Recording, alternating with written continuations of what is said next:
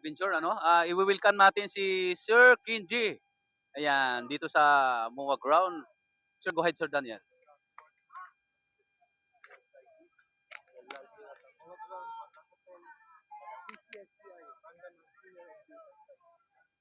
New member bilang Sir Kenji, pakilala mo muna yung sarili.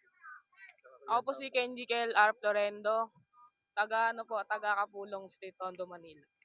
Okay, Sir Kenji, paano ka nakapag-usip sa pagkain? Ano lang po, nung bumili po akong bike, tapos nag-mawalaps po ako dito ng ilang araw. Sir Kenji, nakikita mo kung paano nakarating dito sa Buwan. Mayroon ka ba din bang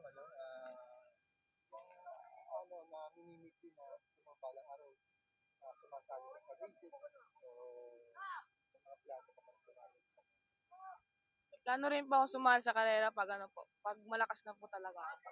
Puno na po ensayo. Ayun na, kanya nandito kami Sir Kenji para magturo sa inyo kung paano ang mga paraan para unti-unting paraan para lumakas kayo sa pagkakay, ang disiplina sa sarili, yung mga safety features, tinuturo namin yan.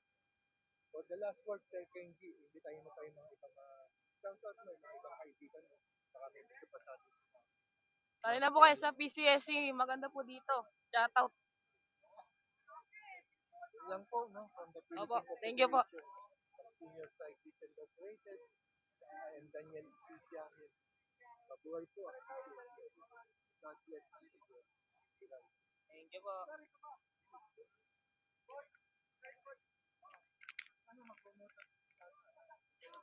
May dalawa pa. O, tabi na kayo.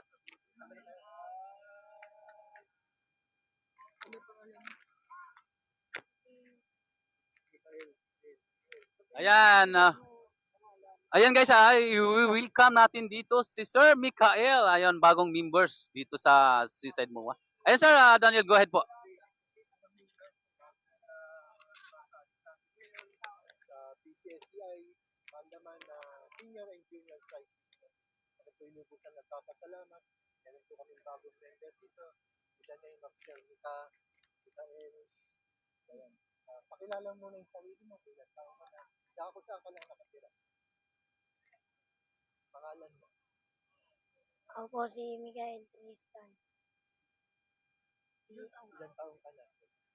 10. 10. Oh, meron pa kaming 10 dito, no? Hindi, pinakamababa natin 10. Taga Quezon City. Yan.